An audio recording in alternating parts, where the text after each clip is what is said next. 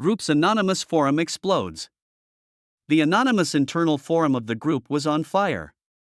A bolded, highlighted post shot to the top of the trending list within 10 minutes. Breaking: Ice Queen CEO Ms. Vance set to marry Mr. Sterling of Sterling Group, a power couple.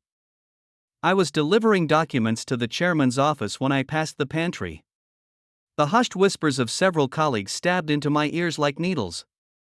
Is it true? Ms. Vance is finally getting married? Photos are out. It has to be real. They were spotted dining at the Grand Hyatt last week. Mr. Sterling was serving her food personally, so attentive. Assistant Thorne must be devastated. He's been by her side for 5 years. Loyal and hardworking. What does hard work count for? Look at Mr. Sterling's net worth. What does Thorne have to compare? Just an employee. My steps halted. The edge of the folder in my grip bent slightly. My name is Julian Thorne. I am the special assistant to Elena Vance, the chairman. Since she took over the group, I had been with her for 5 full years. 5 years. Over 1,800 days and nights. I knew all her habits. She needed a glass of warm water, filled to 70%. Before meetings, I always kept stomach medicine ready because of her delicate health. She had a unique habit: she only used a discontinued tortoiseshell brown Pelikan fountain pen. Every 3 days, I would clean it and refill the ink myself. That habit never changed in 5 years. That pen was our unspoken secret. I thought I was special. But reality slapped me hard across the face. Alexander Sterling of the Sterling Group. I knew the name well. A man of prominent family, striking looks, and the golden bachelor chased by every financial magazine. He and Elena Vance were a perfect match. A union of equals. And I, Julian Thorne, was merely an assistant who clawed his way up from an ordinary background through effort and a bit of luck. Suppressing the sour bitterness rising in my chest, I adjusted my expression and knocked on the door of the chairman's office. Enter. Elena's cool voice came through. I pushed the door open. She was bent over signing documents, clad in a perfectly tailored white suit, looking like an ice lotus atop a snowy mountain, beautiful, yet distant. She didn't look up, merely extending a hand. Silently, I placed the documents by her hand. Then, I took out the cleaned and refilled Pelikan pen from my pocket and set it gently in its usual spot. Her signing motion paused. Finally, she looked up. Her gaze was clear and cold, like a deep autumn lake, transparent at a glance, yet revealing nothing. What is it? She asked. I opened my mouth, my throat feeling stuffed with cotton. The dark secret I had guarded for 5 years shattered completely under the weight of reality. I thought I could continue standing by her side as if nothing had happened. But I overestimated myself. I couldn't bear the thought of watching her walk down the aisle with another man someday. I couldn't bear continuing as her assistant, arranging schedules with her fiancé. Better a short pain than a long one. Taking a deep breath, I pulled a document from behind me and handed it over with both hands. Ms. Vance, this is my resignation letter. Elena's brow furrowed almost imperceptibly. She didn't take it, her eyes scrutinizing me. Reason? Personal reasons. I lowered my gaze, not daring to meet hers. Family matters require my attention. It was the most dignified reason I had rehearsed all night. One that would cause her the least trouble. Dead silence fell over the office. Only the hum of the central AC whispered, mocking my presumption. After a long while, she spoke, her voice colder than usual. Julian, do you know what you're doing? I do. My voice was hoarse. I've completed all handovers. I've also prepared an evaluation report on potential replacement candidates in the appendix. I had thought of everything. Except how much this would hurt. Elena stared at me. Her expression complex. She leaned back in her chair. Her slender fingers tapping rhythmically on the desk. Tap. Tap. Each tap quickened my heartbeat. I expected her to approve it. Or question me. Or simply tell me to leave. She did none of those things. Instead, she picked up the resignation letter, glanced at it without reading, and dropped it directly into the shredder beside her. The grinding noise screeched, like a blade slicing through my nerves. I jerked my head up, staring at her in shock. Ms. Vance. You? Elena stood up and walked towards me step by step. She was shorter than me, but her commanding presence pressed down so heavily I could barely breathe. Stopping right in front of me, she tilted her head up. Her clear eyes held a flicker of something I had never seen before: confusion. Even a trace of annoyance. Julian? She asked. What exactly do you think you're doing? My voice trembled from the sheer shock. Elena frowned deeper. What about your marriage to me? I must have misheard. The world seemed muted. All I could hear was my own thundering heartbeat. Ms. Vance, what did you just say? My voice shook uncontrollably. Elena looked at my stunned expression, a hint of impatience crossing her features. She stepped back half a pace, creating a little distance. But her sharp eyes remained locked on mine. I said. She enunciated each word slowly, as if reviewing a critical contract. If you resign now, how exactly are we supposed to get married? This time. I heard her clearly. Every word was a stone tossed into a calm lake, sending ripples through my soul. Marriage. Our marriage. It took me 5 full seconds to process the information. Are you joking? I managed, feeling like my vocal cords belonged to someone else. Elena didn't look like she was joking. Her perpetually icy gaze held a rare, serious scrutiny. Do I look like I'm joking? She countered. My brain short-circuited. For 5 years. Aside from work, there had been nothing between us. I had carefully hidden my feelings, burying all my love and longing beneath the identity of a special assistant. I thought an uncrossable chasm lay between us, built of status, position, and family background. Yet here she stood, casually discussing our wedding. It felt more unreal than a pie falling from the sky. But, Mr. Sterling. I still couldn't separate her from the forum post. At the mention of Alexander Sterling, Elena's eyes turned frigid instantly, regaining their usual sharpness.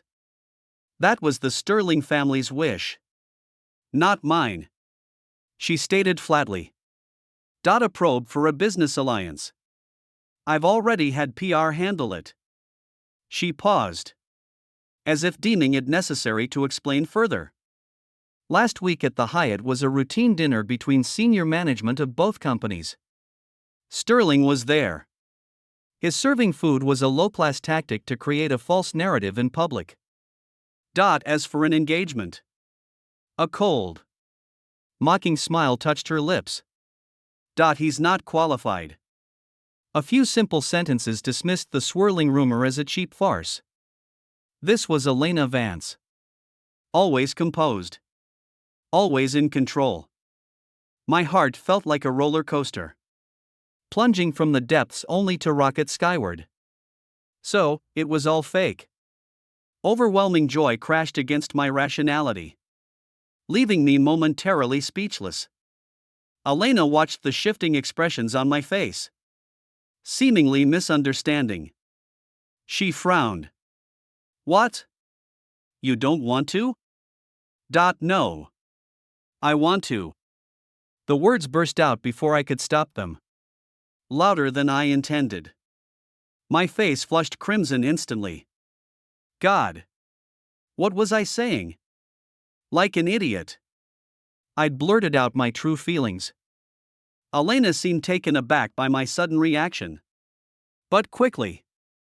A faint, almost imperceptible smile touched her usually frosty eyes.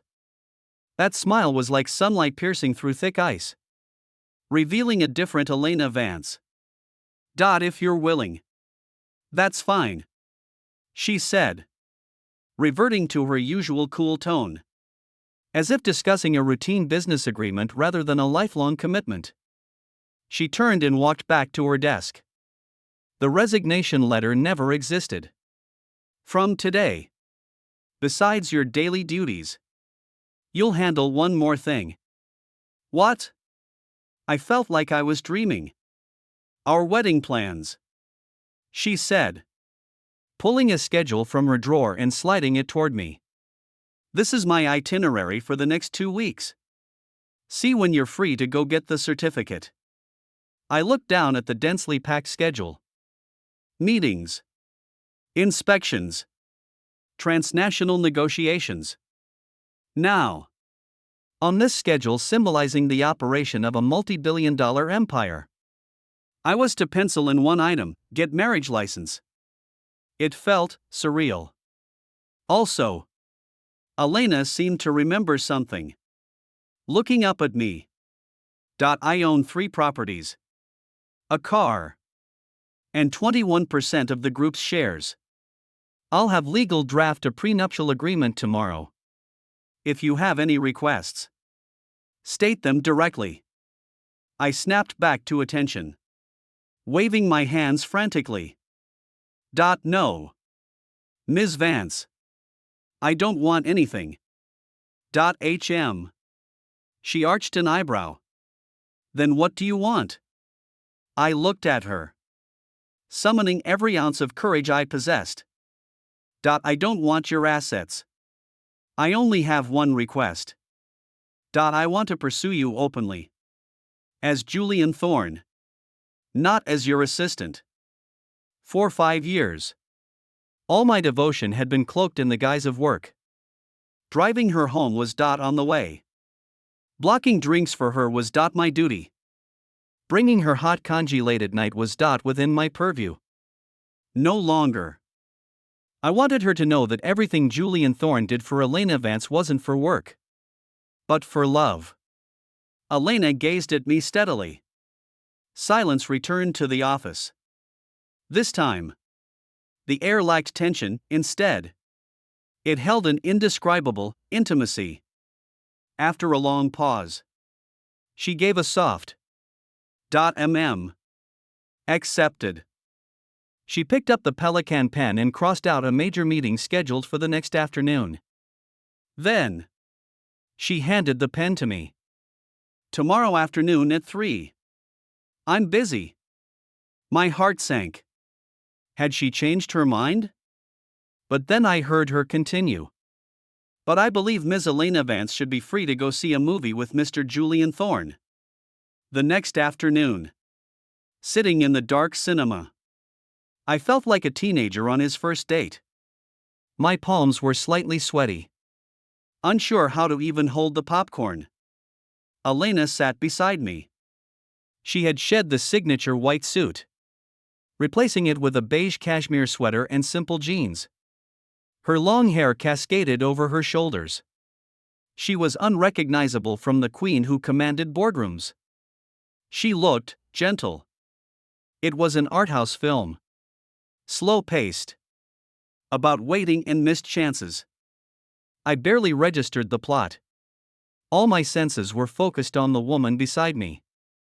I could smell the faint scent of shampoo in her hair. See the soft curve of her profile under the dim light.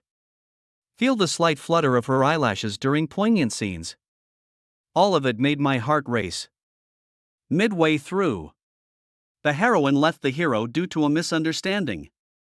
A soft sigh drifted from beside me. I turned. Elena's gaze was fixed on the screen. An emotion I couldn't decipher in her eyes. Ms. Vance. I instinctively began. She turned to look at me. The screen's glow danced in her eyes. Outside. Don't call me Ms. Vance, she said. Then, Elena? I tested the name I'd murmured countless times in my heart. She responded. Her voice soft. My heart fluttered. Like a feather brushing against it, ticklish and sweet. Elena. I gathered my courage. Asking quietly.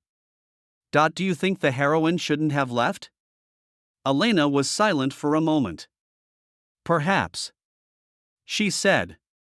Some things, once missed, are lost forever. Her voice held a wisp of melancholy. An impulse surged within me to tell her I wouldn't miss my chance.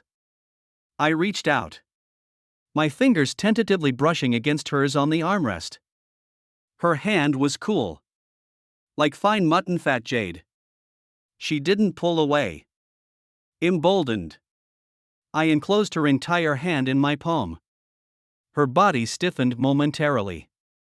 Then relaxed.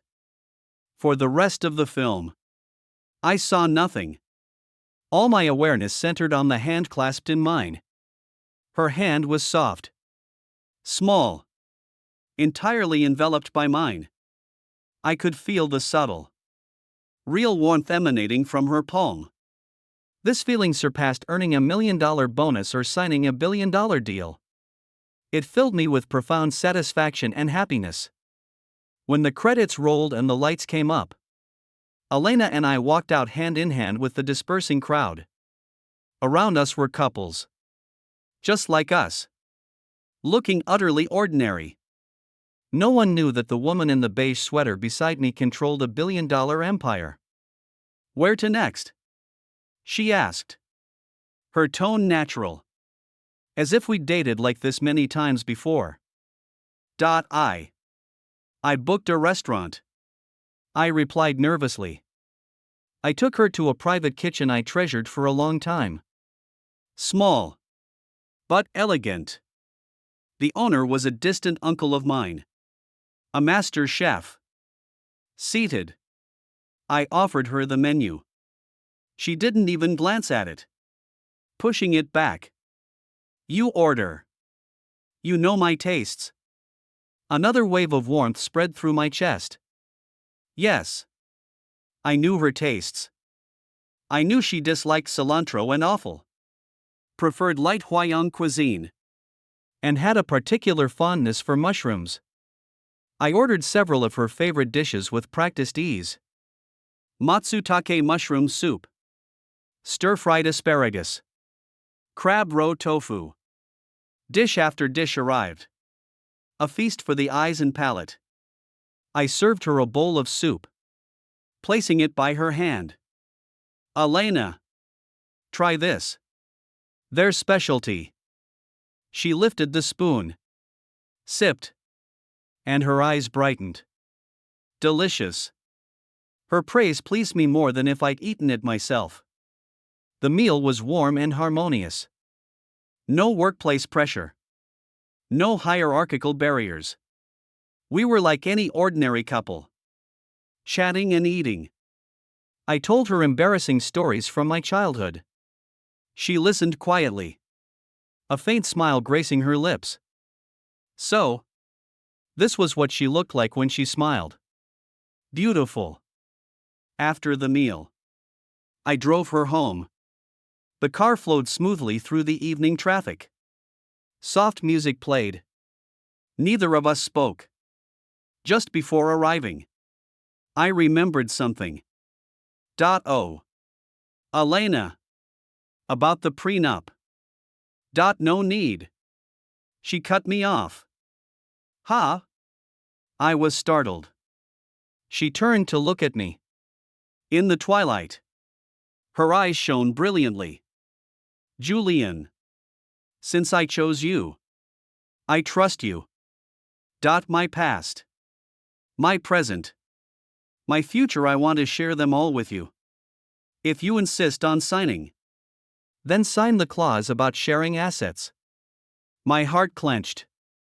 This woman, who haggled over every decimal point in business, was now willing to entrust me with everything she possessed.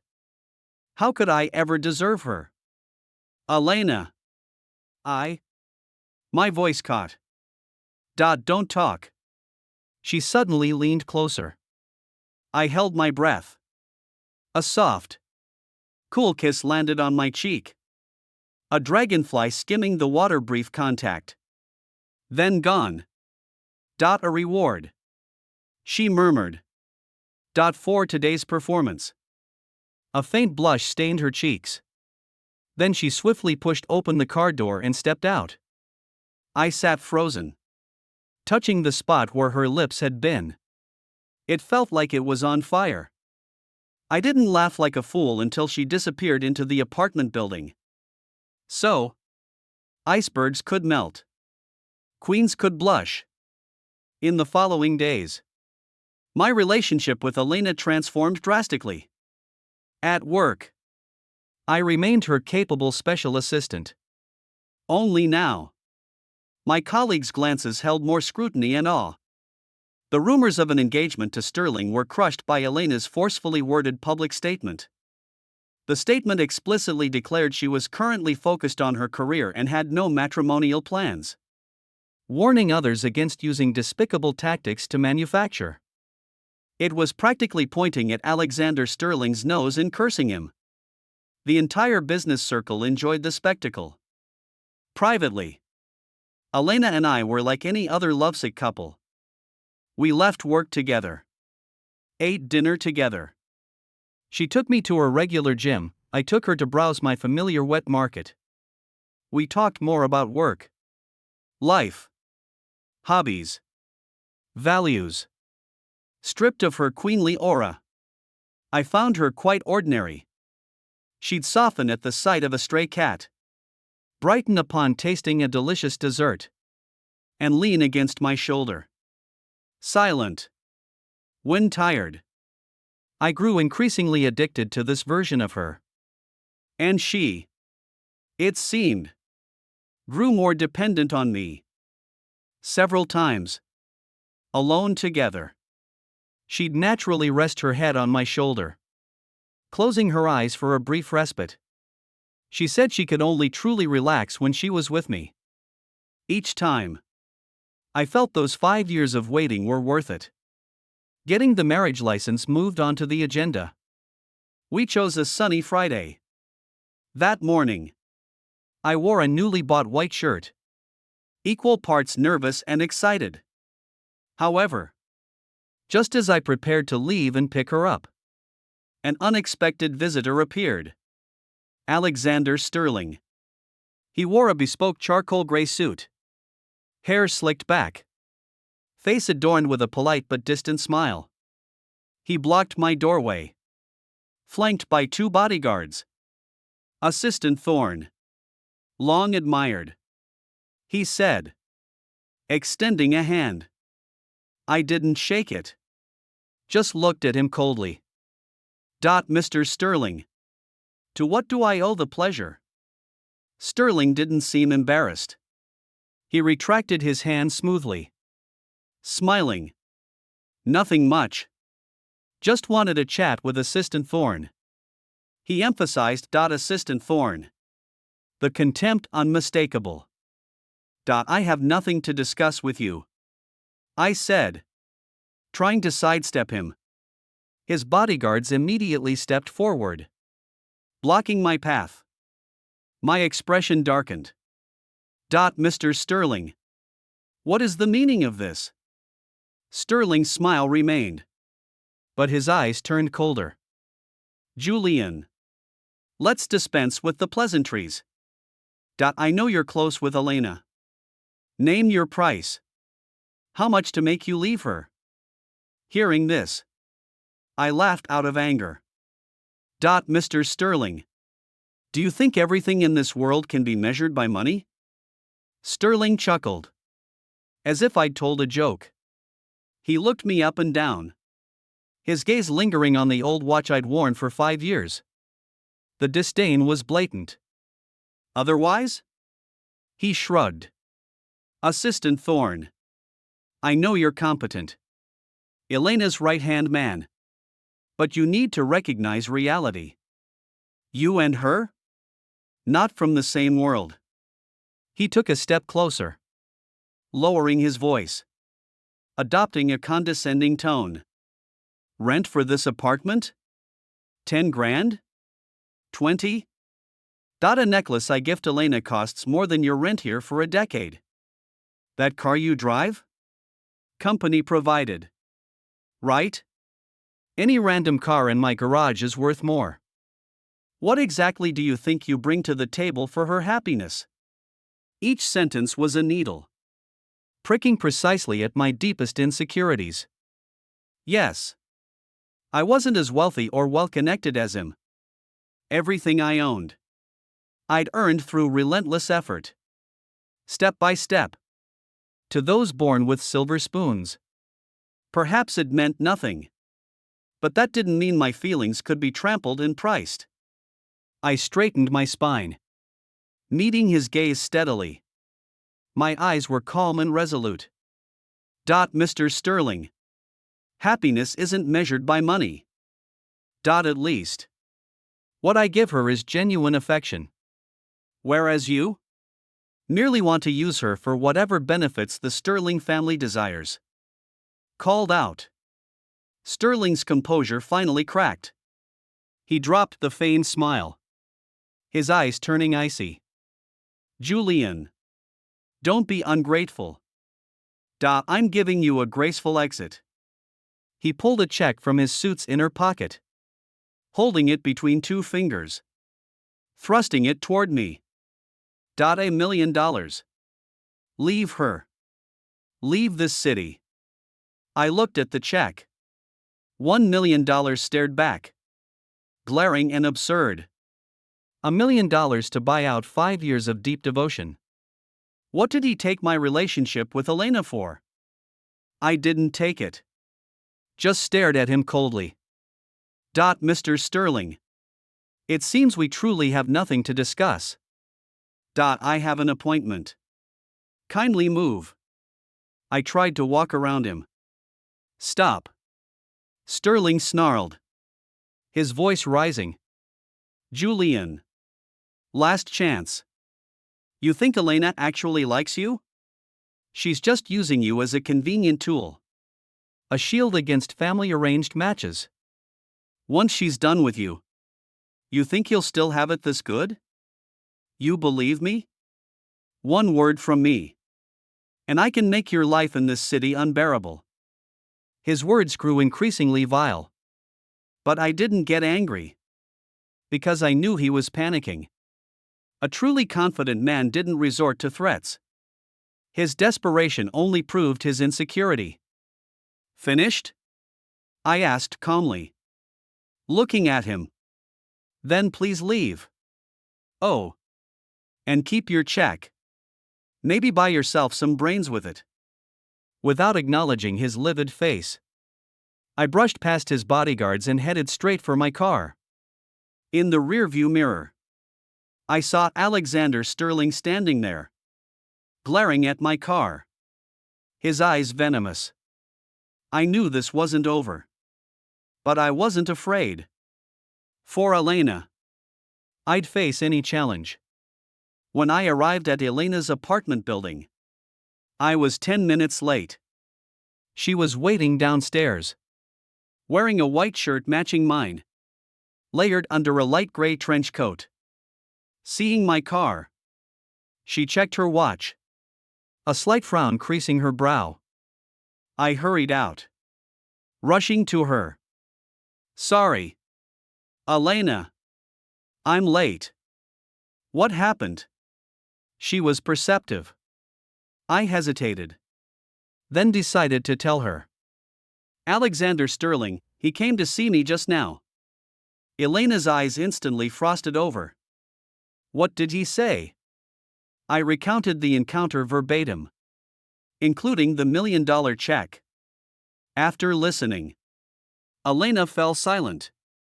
She kept her head down, her expression unreadable. My heart leaped into my throat. Would she think I'd caused trouble? Would she doubt me because of Sterling's poison? As I spiraled, she suddenly looked up and held out her hand. Car keys. Huh? I was confused. I'm driving. Her tone brooked no argument. Instinctively, I handed over the keys. She took them, circled to the driver's seat, and got in. Get in. Still bewildered, I obeyed, settling into the passenger seat. Elena started the engine and floored the accelerator. The car shot forward like an arrow. Her driving style matched her personality: steady, precise, aggressive. But today, her speed was significantly higher. Watching her tense profile and the white-knuckled grip on the wheel, I felt uneasy. Elena, where are we going? She didn't answer, focusing solely on the road. The car raced onward, finally screeching to a halt with a sharp turn in front of the Sterling Group's headquarters. I stared, shocked, at the imposing skyscraper. We're here for what? Elena unfastened her seatbelt and turned to me. Her eyes were like a deep, frozen pool, burning with twin flames of fury. Some people, she said, when given face, refuse it. Then their face must be ground into the dirt. Without waiting for a reply, she pushed open her door and strode toward the entrance. I scrambled after her. The Sterling receptionist clearly recognized Elena. Standing abruptly, panic etched on her face. Ms. Vance. Hello. Do you have an appointment? Elena didn't spare her a glance. Heading straight for the executive elevator. Inform Mr. Sterling I'm here. Her voice wasn't loud, but carried an undeniable authority. Every employee in the lobby turned to stare. Elena and I rode the elevator up unimpeded. Inside, watching her icy profile and the white-knuckled grip on the strap of her handbag, I felt a mixture of anxiety and a secret, swelling sweetness. She was standing up for me. Elena. I couldn't help but speak. Actually, you didn't have to. Julian. She interrupted, looking at me. Remember this. From today, you are no longer my assistant. You are my man. To bully you is to slap my face. And I, Elena Vance, do not allow my face to be slapped lightly. Ding, the elevator reached the top floor. The doors opened. Alexander Sterling's assistant rushed forward. Flustered. Ms. Vance. Mr. Sterling is in a meeting. Elena bypassed him, shoving open the doors to the CEO's office. Inside, Alexander Sterling was laughing and chatting with several men in suits. Seeing Elena barge in, everyone froze. Sterling's face flickered with panic, quickly masked by composure. Standing up with a smile, he said, Elena. What a surprise. No prior notice? Elena ignored him, walking directly to the massive desk. From her handbag, she pulled out a check and slapped it onto the surface. I recognized it. The one I'd torn up, which she'd retrieved from the trash and pieced back together. Sterling's face changed color instantly upon seeing it. Elena. You. Mr. Sterling has quite the generous offer, Elena announced, her voice cutting through the room. $1 million to buy out my man. She paused, a sneer curling her lips. Is my taste really that poor? Or does Mr. Sterling believe my person is worth such a paltry sum? The entire CEO's office fell into a dead silence. The executives present were seasoned players, they grasped Elena's implication immediately. Their gazes darted between Sterling's livid face and Elena's icy demeanor, filled with curiosity and schadenfreude.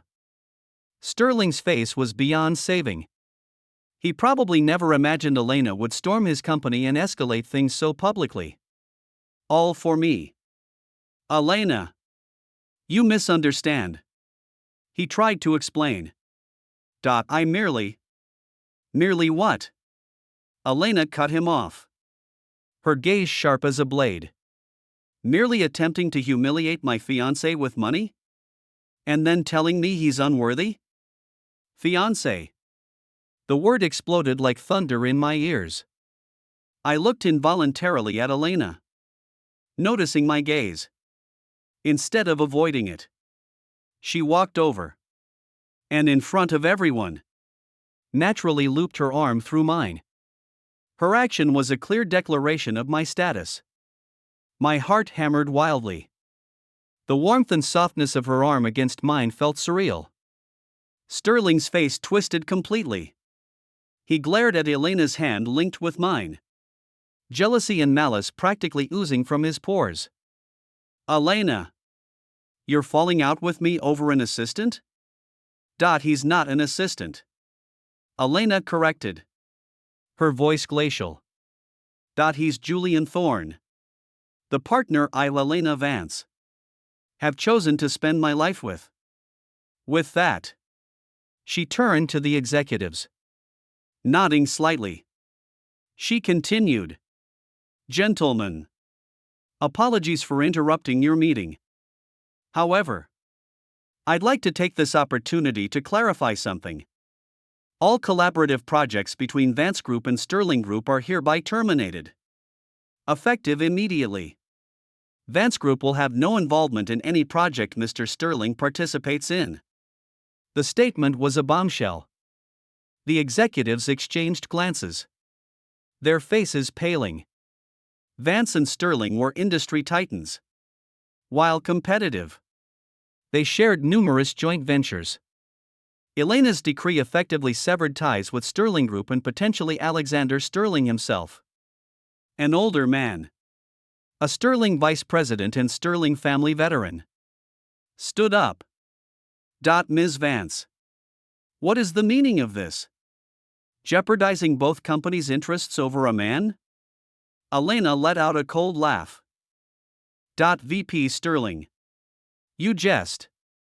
Firstly, Julian Thorne is not a man. He is my future husband. Secondly, I never gamble with my company's interests. A partner who attempts despicable means to interfere in my personal life, or tries to buy off my companion, hardly inspires confidence in their integrity for business dealings. Vance Group's primary principle is integrity. If I cannot trust a man, how can I trust his contracts? Her words were logical, powerful, and left no room for rebuttal. VP Sterling was rendered speechless. Sterling was finally enraged. Elena Vance. Don't push your luck, he growled. Do you really think the Sterlings are easy prey? I never thought you were easy. Elena met his gaze, her aura dominating. But neither am I a soft persimmon to be kneaded at will. Without another glance at him, she turned, guiding me toward the exit. At the doorway, she paused, looking back. A meaningful, icy smile touched her lips. Oh. One more thing. Mr. Sterling. You might want to keep that $1 million. After all, Sterling's stock price might need propping up soon. With that, she swept out, arm in arm with me, under the stunned gazes of everyone present. Back in the car, my heart still pounded violently. What had just transpired was overwhelming. Looking at Elena starting the engine beside me, I felt an unprecedented sense of security and gratitude. This woman had risked conflict with the entire Sterling Group for me. What reason did I have not to give her everything? Elena, I called softly. "Mm?"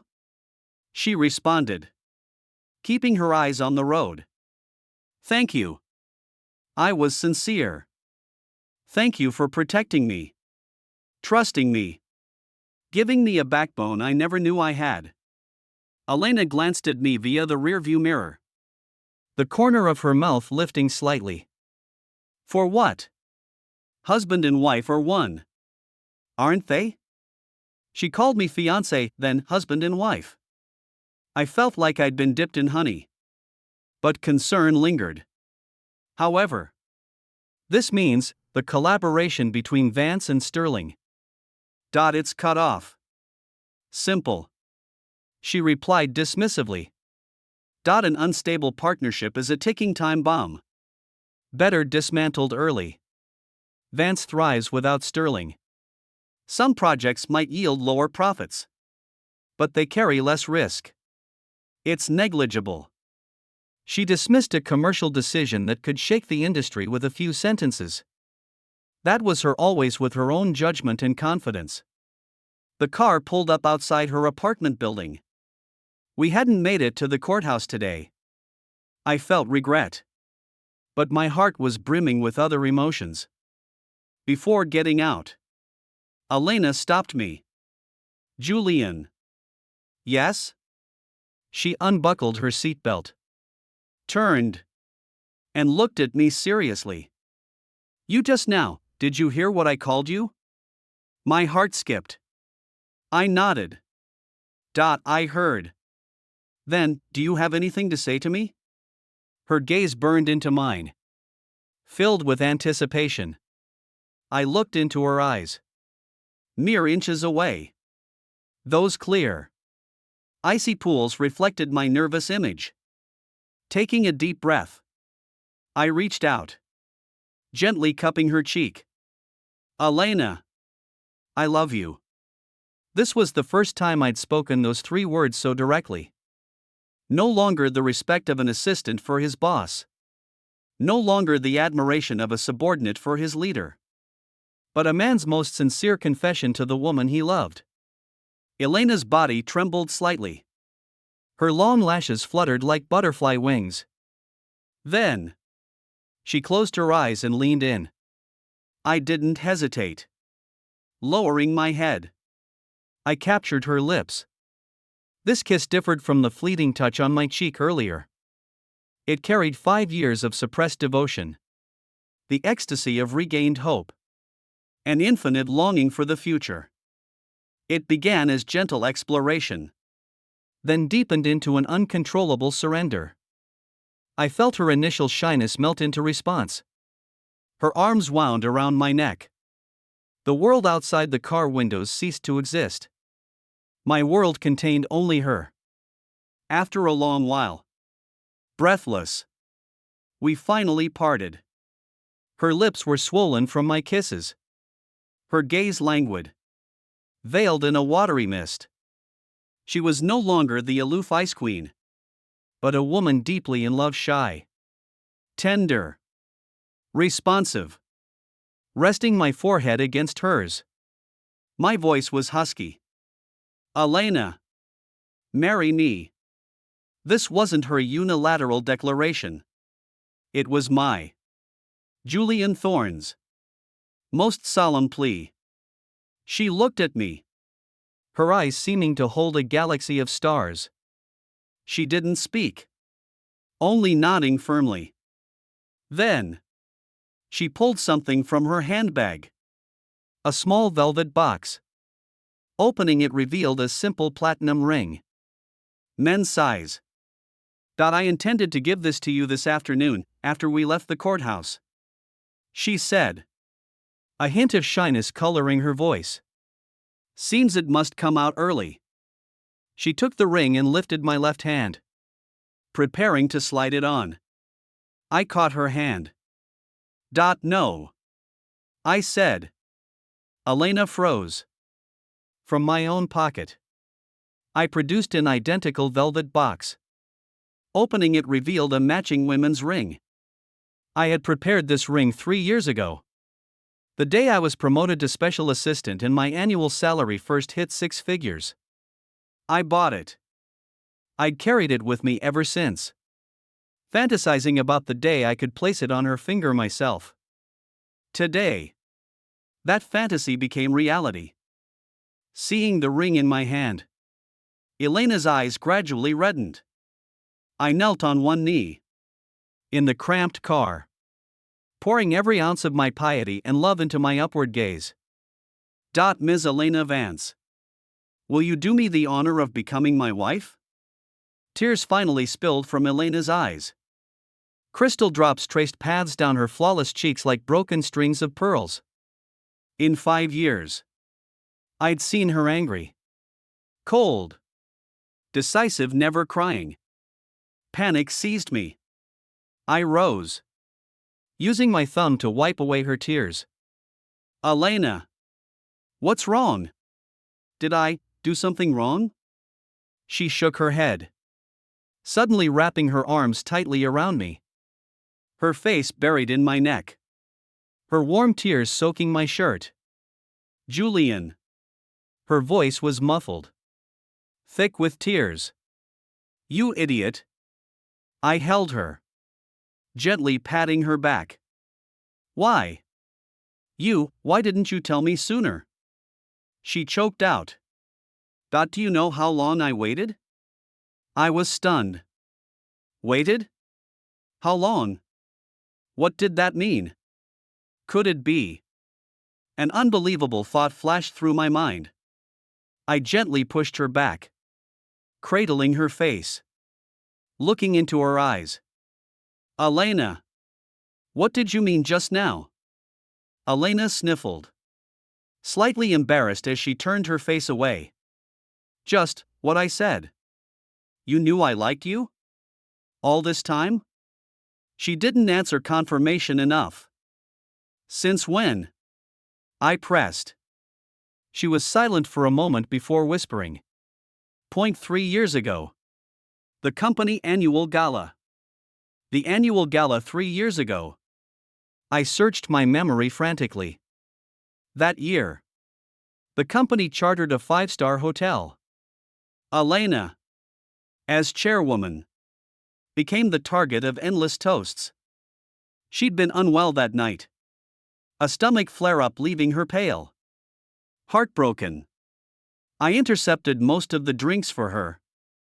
By the end, I was thoroughly drunk, blackout unconscious.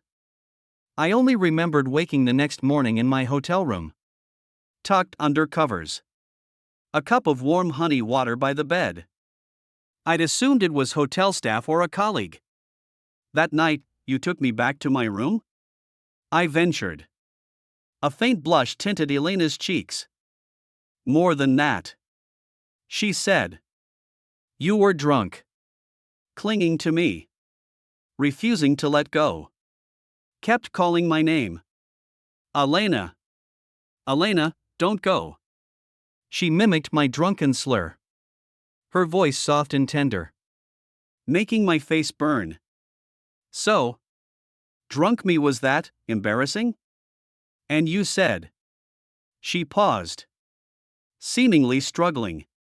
You liked me. Liked me for a long time. Then you asked if you could kiss me. My face was scorching.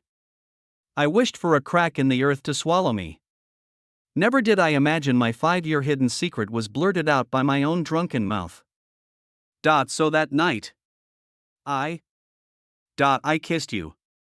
Elena admitted frankly. On your forehead. She added. My brain buzzed. Blank. So, 3 years ago, there had been a secret kiss between us.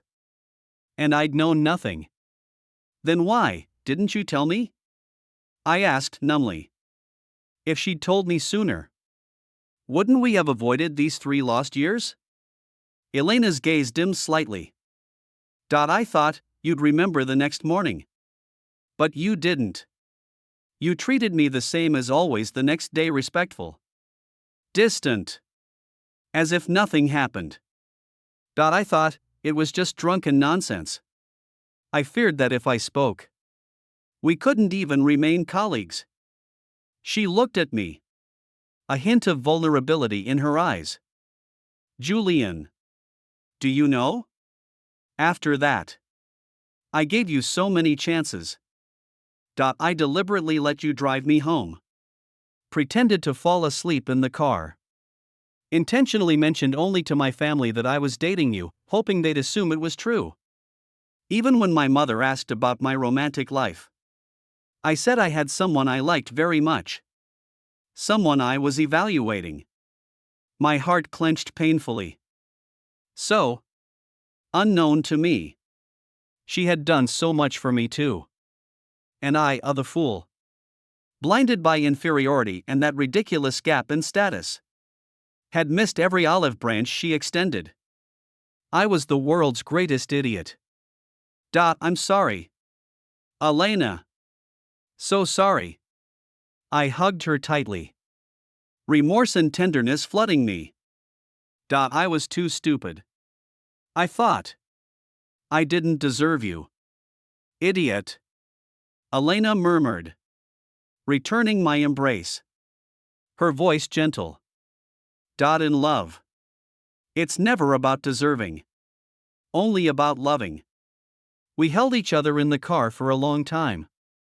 Until dusk fell and city lights began twinkling. Elena. I lifted her face, sliding the ring I'd prepared for 3 years onto her ring finger. It fit perfectly. Delayed by 3 years. But I vowed my love would never be late again. She took the men's ring and slid it onto my finger. Julian. You're officially claimed by me now. Don't even think about running away for the rest of your life. We smiled at each other, seeing only one another. That night, I didn't return to my place. Elena took me to her apartment. Her apartment, like mine, favored minimalism: black, white, gray.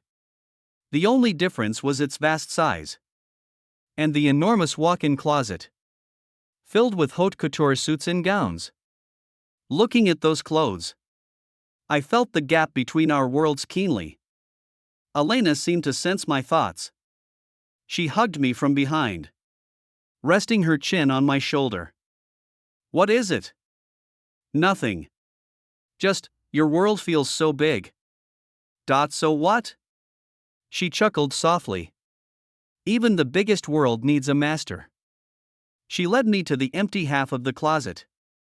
From now on, this is yours. Tomorrow, we'll fill it up. True to her word, Elena canceled all work the next day. She dragged me shopping for an entire day. Like an ordinary wife, she selected clothes for her husband. From suits to casual wear, ties to cufflinks, leather shoes to sneakers. If she deemed it suitable, she'd signal the clerk to wrap it immediately. Watching her swipe her card without hesitation, I felt a pang of discomfort. Elena, that's too much. It's expensive. Not expensive. She tucked a black card into my hand. This is a secondary card. No limit. From now on, household expenses are your responsibility. You're the head of the household. Can't have your wife richer than you. Right? Holding the heavy black card, I felt its weight. I knew she wasn't buying me off. She was telling me, in her own way, that everything she had was ours to share. She wanted me integrated into her world. Over the weekend, we finally went to the Civil Affairs Bureau to register our marriage. Walking out, holding the 2 red booklets, I still felt dazed. I was married to the woman I'd secretly loved for 5 years. Elena watched me grin like a fool and couldn't help but smile too. Mr. Thorne. Mrs. Thorne. Likewise. We were legally husband and wife. But we kept it under wraps. At work. I remained Assistant Thorne, she remained Ms. Vance. Only now. Our interactions held private sweetness. Like her fingertip tapping her ring during meetings. Or her secretly squeezing my palm in empty elevators. Or my packed lunch becoming 2 portions. We relished the secret office romance thrilling and fun. However, peace was short-lived. Alexander Sterling resurfaced like a persistent ghost. He didn't approach me directly. Instead, he struck at the heart of Vance Group. Vance Group was bidding on a pivotal new energy vehicle city project, the cornerstone of our next 5-year plan. Elena had poured herself into it, leading the team to craft a near-perfect proposal through sleepless nights. Yet, the night before the bid submission, we discovered our core technical specs and commercial had been leaked. Our primary rival? Sterling Group. The atmosphere in the conference room was suffocating. Elena sat at the head. Her face icy. Silent. Core project members hung their heads. None daring to speak. Half a year's effort by the entire team now threatened to crumble due to a leak. Who can tell me what happened? Elena finally spoke. Her quiet voice heavy as lead. Silence. Those with access to the core data were the dozen or so people present, company veterans or key personnel. Who was the mole? Investigate. Elena commanded simply. Starting 5 p.m. today. Everyone who accessed the file stays. Cooperate with tech and legal. No one leaves until this is cleared up. Her orders were swift and decisive. I, as her assistant, participated in the investigation. I assisted tech in analyzing data trails for everyone. Time ticked by. The tension in the room grew thicker. Exhaustion and suspicion etched every face. Comrades in arms now forced to doubt each other, an unpleasant sensation. By 3 a.m., the head of tech approached Elena and me. Face grim. Ms. Vance. Julian. We've uncovered something. He handed over a report. Elena and I looked down simultaneously. The report indicated that at 6:05 p.m., an encrypted email was sent via the company server.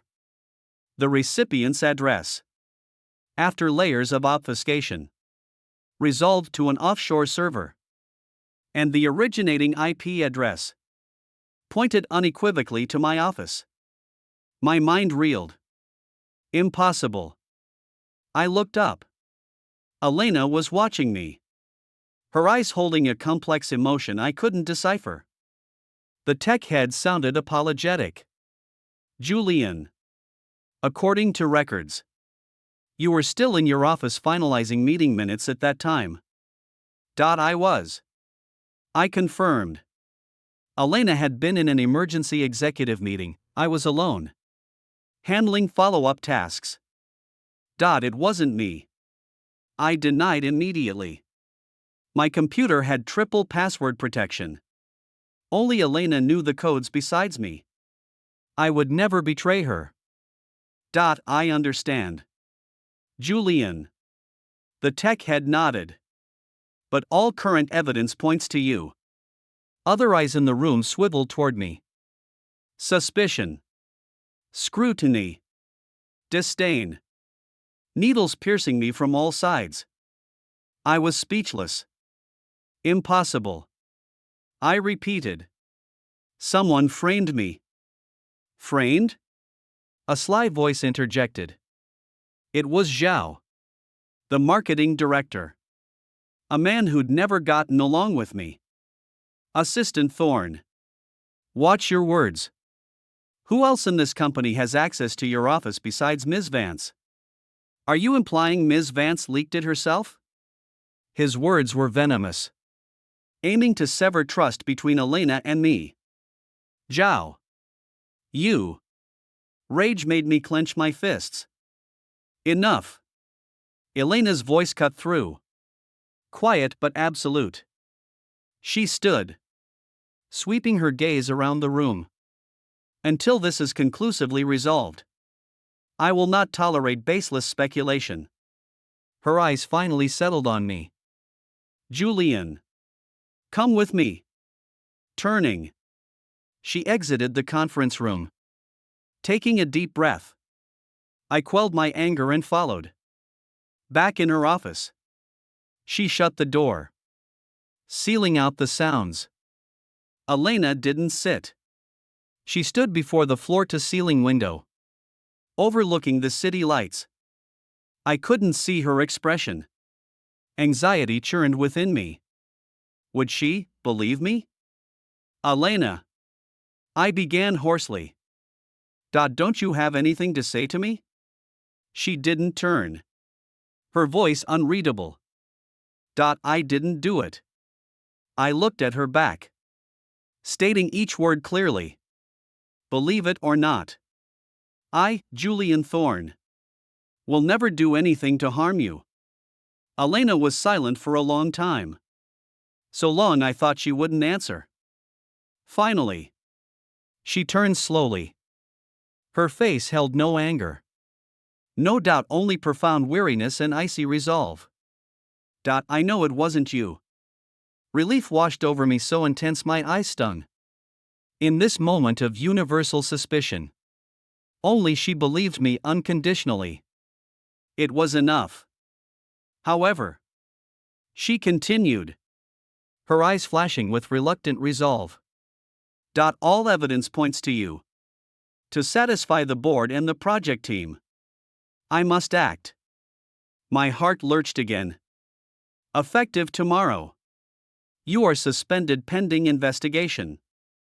Furthermore, until this is resolved, you are barred from all company affairs. She paused, pulling a manila envelope from her desk drawer and sliding it toward me. This is everything tech could uncover. But I suspect it's only the surface. The perpetrator is cunning, they'll have contingencies. Internal investigations likely won't suffice. Her voice dropped lower. Chillingly pragmatic. I'm suspending you publicly to draw their attention. Privately, I need you to dig into the shadows and unmask the culprit. I froze, looking at the heavy envelope and her sharp eyes gleaming even in the dark. I grasped her intent instantly.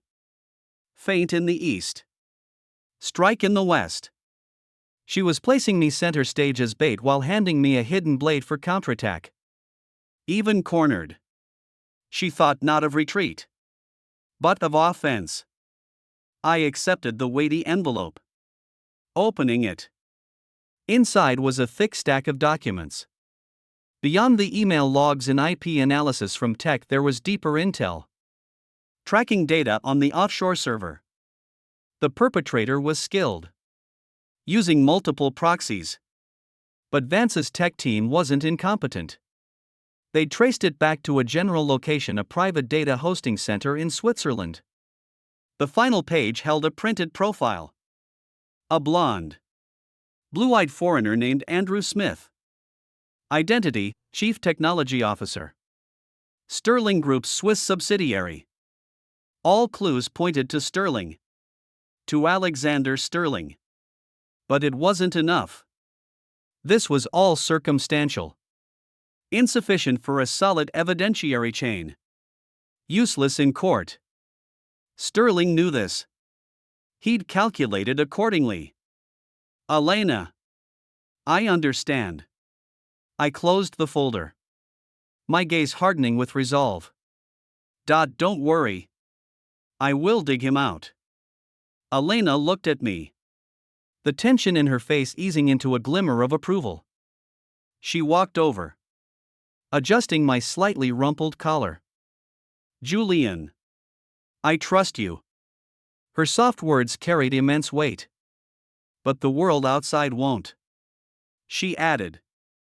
From tomorrow, you'll hear harsh words, face suspicious stares, even between us. We must maintain distance. Can you withstand it? I captured her cold hand, pressing it to my lips. For you, I'd face 1,000 deaths. The next day, news of my suspension spread like wildfire. I became Vance Group's prime trader, processing my exit paperwork. I felt the pointed fingers and whispers. Former allies now avoided me like plague. Only a handful of close colleagues dared pat my shoulder, whispering, "Julian, we believe you." I smiled back, warmed. The handover was humiliating. Zhao from marketing was temporarily assigned some of my duties. Seated in my chair, legs crossed, he scrutinized every file I sorted with a victor's arrogance. Assistant Thorne. Pardon me. Mr. Thorne now. He sneered. This filing is incorrect, that data's off. TSK. Who knew your previous work was so sloppy? I ignored his taunts, focusing on my task. I needed composure. All my apparent humiliation was an act for the hidden enemy. I needed him to believe I was crushed. I needed him complacent. Finishing the handover, I carried my box of personal belongings toward the elevator. As the doors began to close, I saw Elena's office door crack open. She stood within, watching me from afar. Our eyes met for a fleeting second. I saw the worry and reluctance in hers. I gave an almost imperceptible nod. Relax. I'm fine. The doors slid shut, severing our connection. By the third day of my suspension, Vance Group officially announced its withdrawal from the new energy vehicle city bid due to the internal leak. Sterling Group won the bid uncontested. News broke, Vance's stock plummeted 5% overnight. And I, Julian Thorne, became the villain of Vance Group's history. Rumors swirled like a tsunami. Some claimed Sterling bribed me with millions. Others whispered I'd grown to hate Elena out of love and sought revenge. Some painted me as a sycophant who'd ridden her coattails. Ungrateful and treacherous, I became a laughingstock across the industry. I stayed indoors, disconnecting the phone and internet, severing all ties. I needed calm, clarity. The name Andrew Smith gnawed at my mind like a splinter. He was the breakthrough. But he was in Switzerland. How could I reach him? I felt trapped in a cage. Sterling's move was vicious. He hadn't just ruined my reputation, he'd penned me into an invisible prison. Just as despair loomed, the doorbell rang. Unexpected. Who would visit now? Peering through the peephole, I saw someone surprising. Elena's mother. My future mother-in-law. Unease prickled my skin. Why was she here? Stealing myself. I opened the door. Mrs. Vance stood poised in a tasteful Chanel suit, hair impeccably styled. Her smile was polite, distant. Her assistant carried several obviously expensive gift boxes. Mrs. Vance. What brings you here? I invited her in. Flustered, Mrs. Vance entered my modest apartment. Scanning briefly, a flicker of disapproval crossed her brow, quickly masked by elegance as she sat on the sofa. Julian. Apologies for intruding. Am I disturbing you? Not at all. Please. Have some water. I poured her a glass. She ignored the water, her gaze assessing, pressuring. I came to discuss you and Elena, she stated bluntly. My heart sank. Mrs. Vance. Elena and I are sincere. The company incident was a misunderstanding. I'm working to resolve it. I know. Mrs. Vance nodded. Surprisingly, Elena told me. She says she believes you. I was stunned. Then, I believe my daughter's judgment. Mrs. Vance regarded me steadily. But Julian, belief isn't enough. Her tone turned serious. Do you comprehend the pressure Elena is under because of you? The board has directors demanding your immediate termination and legal prosecution. She shouldered it all alone. Do you grasp the loss from this failed project? At least 10 figures. The blame falls squarely on her. And the Sterlings? Alexander Sterling may be reprehensible. But his family is formidable. Relations are strained, future collaborations are impacted. Elena is besieged. Each sentence weighed like a stone on my chest. I knew all this. Though isolated, I could guess Elena's burden. Mrs. Vance. I know. I'm resolving it swiftly. I won't let her down. Swiftly? Mrs. Vance shook her head. How? Suspended. Barred from company premises. Andrew Smith thousands of miles away, unreachable. This isn't solved by passion alone. I stayed silent. She was right. Right now. I was a tiger declawed full of rage. Nowhere to strike. Julian. I'm not here to berate you. Mrs. Vance's tone softened slightly. She pulled out a plane ticket and a bank card, sliding them toward me. This ticket is for Vancouver tomorrow. I have a residence there. You can stay initially. This card holds $2 million. Enough to start anew elsewhere. Shock rooted me. Mrs. Vance. What is this? My intention should be clear. She met my eyes directly. Leave Elena. Leave this city. Cold dread washed over me. After this elaborate detour. Her goal mirrored Alexander Sterling's. Only delivered with polished cruelty. Why? I struggled to understand. You just said you believed me. I believe your character. Mrs. Vance's voice held the cool rationality of the elite. But I don't believe you possess the capacity to protect my daughter. Julian. You're a fine young man. Capable. Driven. But you and Elena inhabit different worlds. This incident proves it. Sterling wielded his resources effortlessly to destroy you, while you lack the means to retaliate. You're her Achilles heel. Her liability. If you love her, consider her welfare. Leaving her is the best protection you can offer. Each word was a blade, piercing my deepest vulnerability. Yes. How could I protect her? I couldn't even protect myself. Staring at the ticket and card, I felt paralyzing inadequacy and humiliation. So, to them, I was forever the weakling needing charity, needing arrangement. My fists clenched at my sides, nails biting into my palms. The sting sharpened my focus. No. I couldn't concede. Walking away now would make me a coward. A deserter. I'd lose Elena and my last shred of masculine dignity. Lifting my head, I met Mrs. Vance's scrutiny.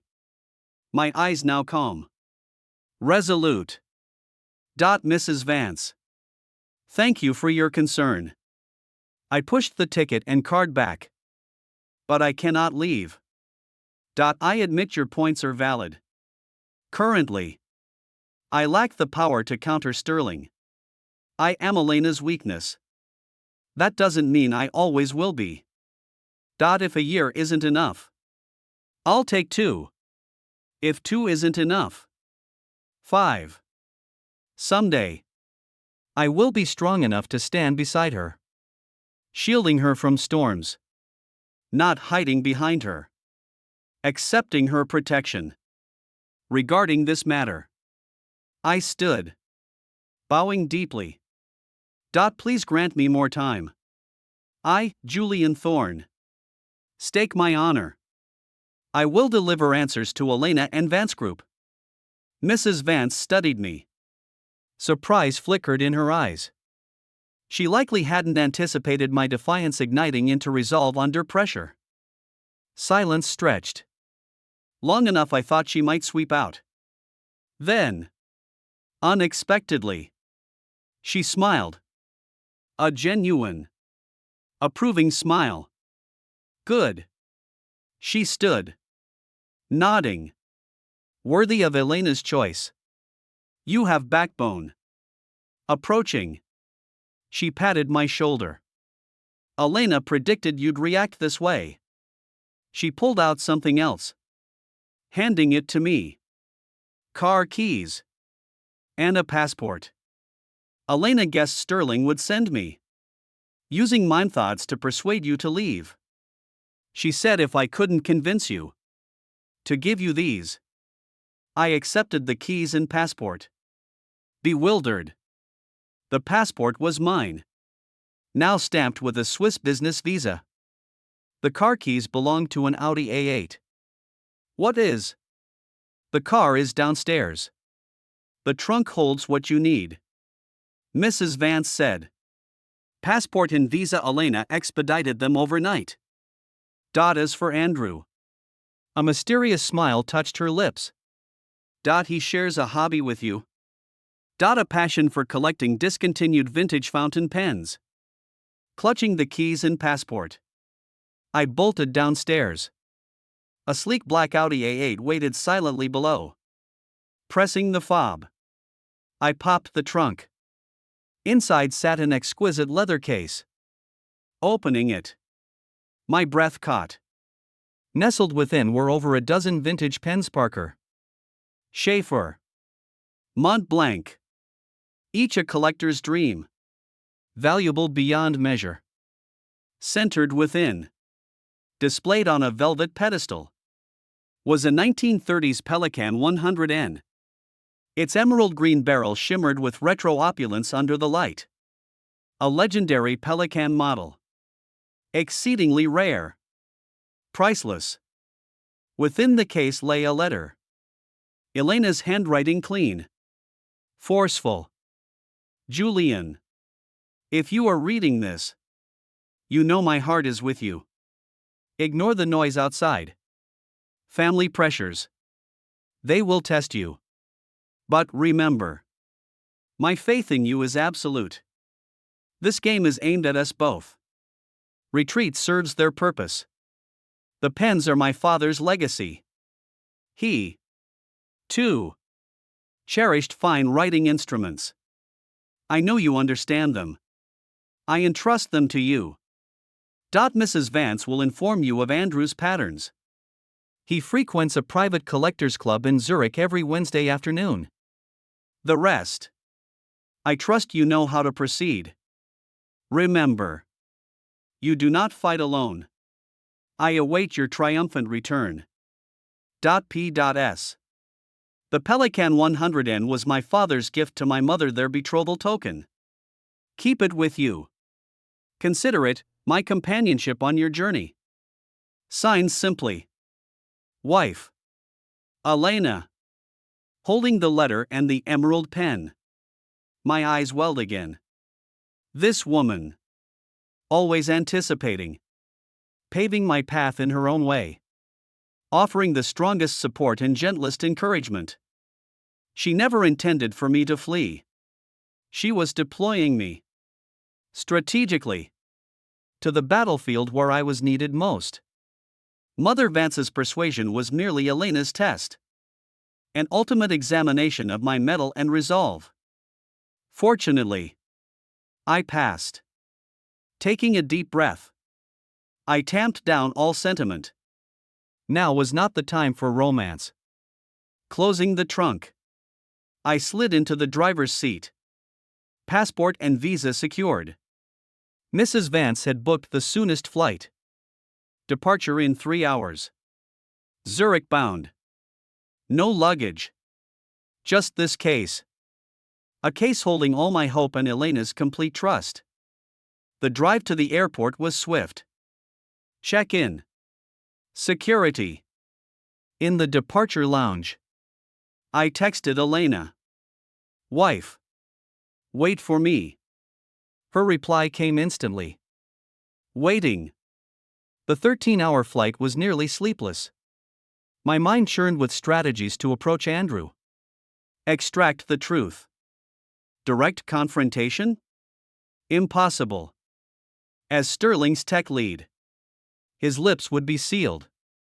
Only cunning would prevail. The pen case was my key. Touchdown at Zurich Airport. Baggage claim. Taxi directly to the hotel Mrs. Vance arranged opposite the private collectors club. Unpacking minimally. I surveyed the street from my window. The club's discreet, luxurious entrance was visible. Tuesday. 24 hours until Andrew's expected arrival. I utilized the day meticulously. Researching Andrew online. A top-tier cybersecurity expert. A fervent pen collector. He frequented a niche collectors forum under the handle @Andrew_the_penman, often showcasing his collection. I dissected every post, analyzing his preferences, linguistic patterns, even his reply styles. Then, leveraging my expertise, I executed a small maneuver. I convinced the club's membership system to fabricate a new identity for me. An equally fanatic Eastern pen collector. Wednesday afternoon. 2 o'clock. Dressed sharply. Carrying the leather case. I entered the club. English-style decor retro. Refined. Few patrons. Small groups conversed in low tones. Admiring collectibles. I chose a corner table by the window. Placing the case down. Opening it. The dozen glittering vintage pens instantly drew gazes. Ignoring them, I withdrew the Emerald Pelikan 100N, polishing it meticulously with a chamois cloth. As if it were my lover. Not a pen. Time passed. 2:30. The club doors opened. A blonde, blue-eyed middle-aged man entered. Andrew Smith. Casually dressed in a plaid shirt today. Appearing more approachable than his photos. Greeting familiar members. His gaze was snared by my display. His steps halted. Especially upon spotting the Emerald Pelikan in my hand. His eyes lit up. The hungry look of a hunter spotting prey. Balancing a coffee cup. He walked directly to my table. Hello. Friend. He settled opposite me. Eyes glued to the pen. Mind if I admire it? Hooked. I looked up. Smiling. Of course. I handed the pen over with reverence. Andrew accepted it like a sacred relic. Producing a professional loop. He examined the nib's grind. The barrel striations. Good Lord. He breathed. Flawless condition. 14K gold nib. Piston filler. A true gem from the 30s. You appreciate Pelikan? I asked. Feigning surprise. Naturally. Andrew looked up. Animated. I'm a devoted Pelikan enthusiast. Especially vintage models. Fancy that. So am I. I smiled. Gesturing to the other pens. These are all part of my collection. Andrew's gaze raked over them. His excitement mounting. My God, these are masterpieces. Sir. Have we met before? You seem familiar. He squinted at me. Here we go. I'd waited for this. Meeting his gaze. I smiled mysteriously. You frequent the pen collectors forum. Yes? Yes. How did you know? Your handle. Andrew_the_Penman? Andrew's eyes widened. You, how? Pulling out my phone. I navigated to the forum. Logging into an account. Turning the screen toward him revealed the handle, Eastern_Dragon. A profile I'd meticulously crafted after studying him. Our interactions on the obscure forum spanned nearly a year. We'd debated. Even argued over a limited edition's authenticity for hours. Online. We were kindred spirits. He was unaware Eastern_Dragon was a persona I'd constructed specifically for him. Every post. Every photo. Tailored to his tastes. Incredible. Eastern_Dragon. It's you. Andrew rose. Astonishment on his face. The joy of reuniting with a fellow collector radiated from him. His guard lowered perceptibly. To Zurich. Why didn't you tell me? I'd have hosted you properly. Last-minute trip. I closed the phone. Adopting a troubled expression. Handling some private matters. I stressed private matters. Observing his reaction. Andrew noted it. Trouble? Friend. What's wrong? Tell me.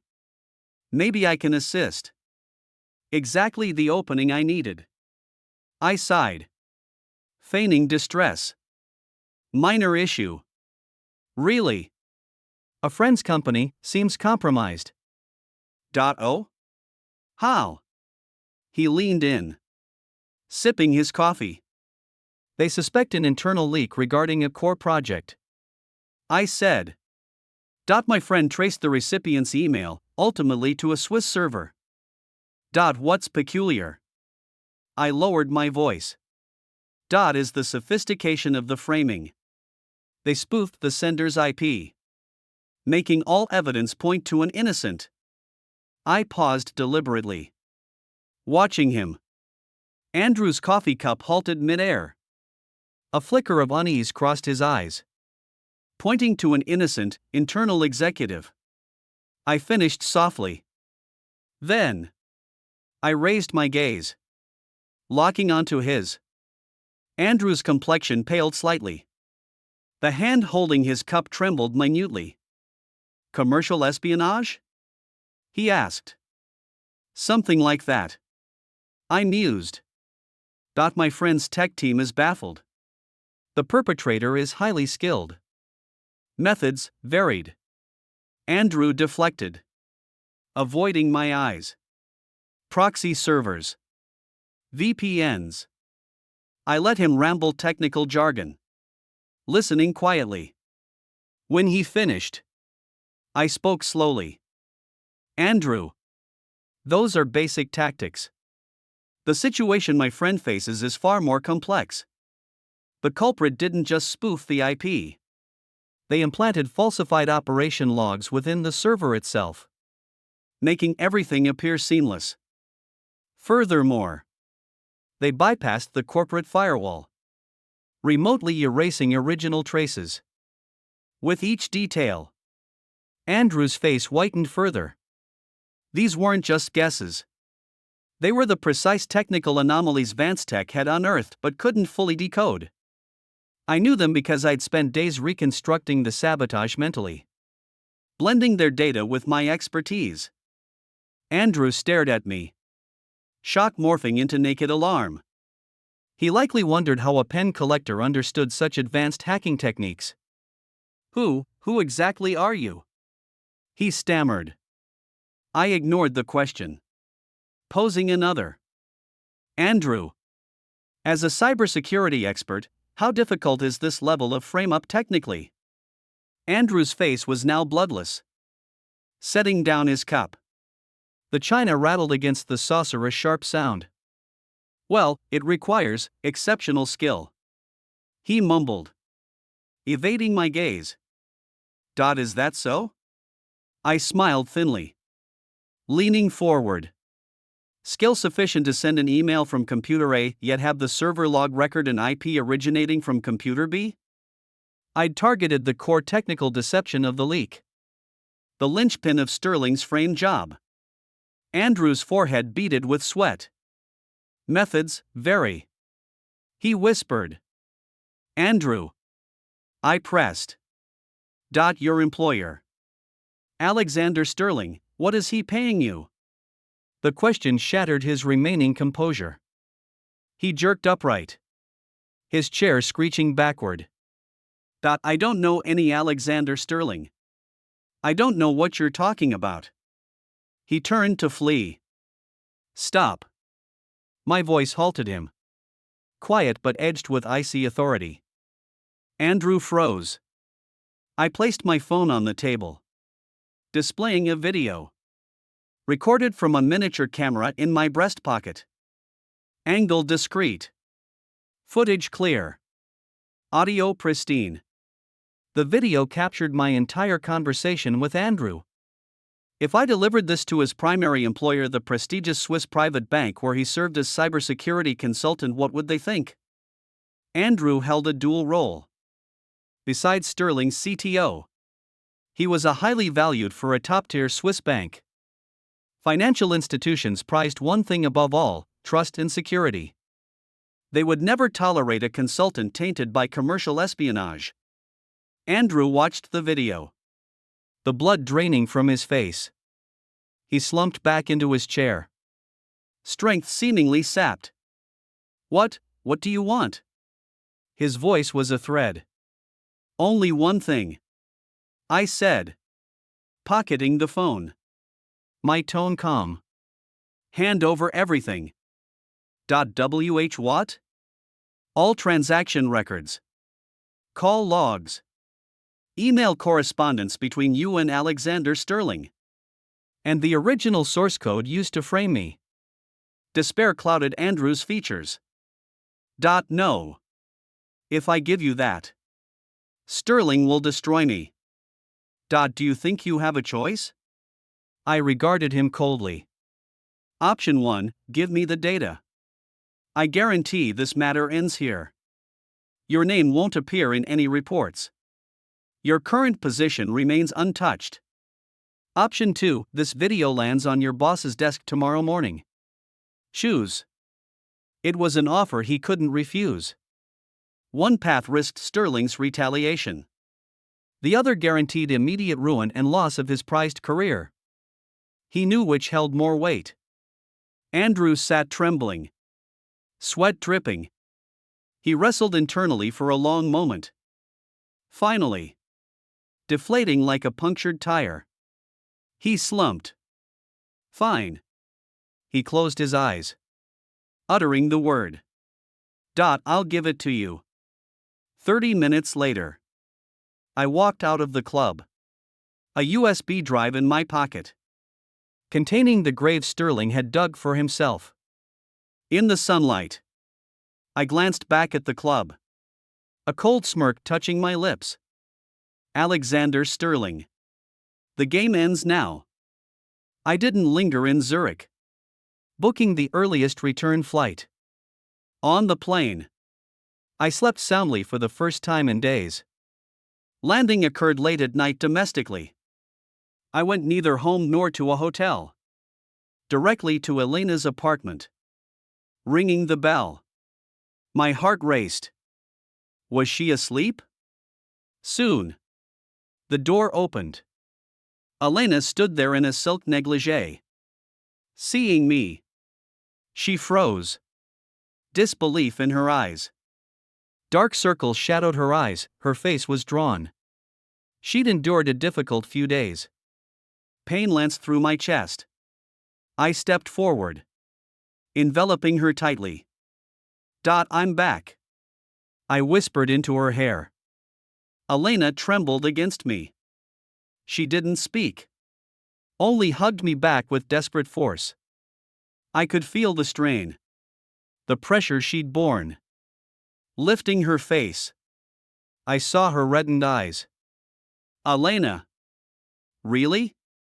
She asked hoarsely. I didn't answer. Simply lowered my head and kissed her. The kiss conveyed endless longing and tenderness. We parted only when breathless. Placing the USB drive into her hand, I said, "Elena, the rest is up to you." By dawn, I want the world to hear Sterling weep.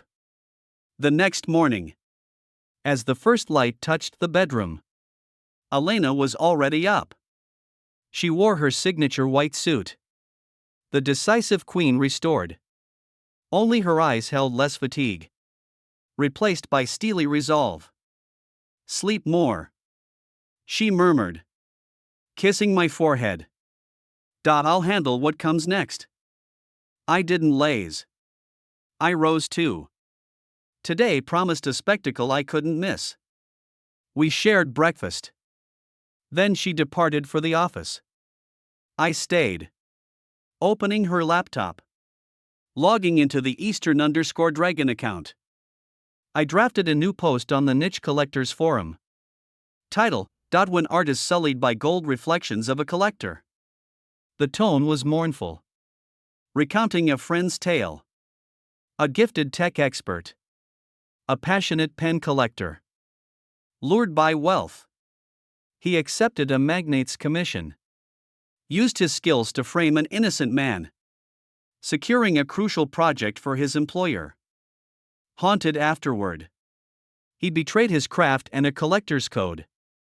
The post concluded with a photo, the Emerald Pelican 100N.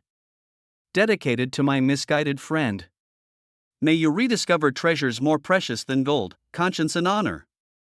The post was a subtle, poisonous dart. Though the forum was niche, its members were influential financiers, elites. Andrew's circle. My post, while unnamed, would spark recognition among those who knew him. A peripheral strike, but devastating psychologically. I aimed for Andrew's social annihilation within his peer group. Task complete. I switched on the financial news livestream. 10 a.m. Vance Group held an emergency press conference. Elena presided personally, facing a forest of microphones and cameras. She was composed, gaze piercing. Members of the press, thank you for attending this urgent briefing by Vance Group. Today, we convene to clarify a matter. She paused, her voice resonant. Regarding the recent leak during the New Energy Vehicle City project bid, our internal and third-party investigations have reached a definitive conclusion. The room erupted in murmurs. Evidence confirms the alleged leak was a premeditated commercial frame-up. Furthermore, the accused, Mr. Julian Thorne, is not only innocent but the primary victim of this scheme. Elena's declaration detonated like a bombshell. Ms. Vance, is this true? Evidence? Reporters clamored. Elena signaled her assistant. The massive screen behind her lit up. Video played. The protagonist, Andrew Smith. Footage from the Swiss Club. Professionally edited, Andrew's face pixelated. Voice altered, but the dialogue was crystal clear. On screen, he confessed to accepting payment to frame a Vance executive using sophisticated technical spoofing. Though Sterling's name was absent, it irrefutably exonerated me. Silence blanketed the room post-playback. Stunned reporters absorbed the stunning reversal. Elena swept her gaze across the assembly, her tone icy. Ladies and gentlemen, this is merely one piece of evidence. We have compiled all relevant materials, including the perpetrator's original malware code, incriminating emails, and records of substantial financial transactions, and submitted them to law enforcement and commercial investigative authorities. Furthermore, Vance Group, through legal counsel, has formally issued cease and desist letters to the mastermind, Mr. Alexander Sterling of Sterling Group, and the technical accomplice. We will not tolerate malicious competition. Any attempt to undermine our principles will be met with unwavering resistance. Her pronouncement was forceful, domineering. Live chat streams exploded. Holy shit. Major reversal. New assistant Thorne was framed. Sterling's disgusting. Destroy what he can't have?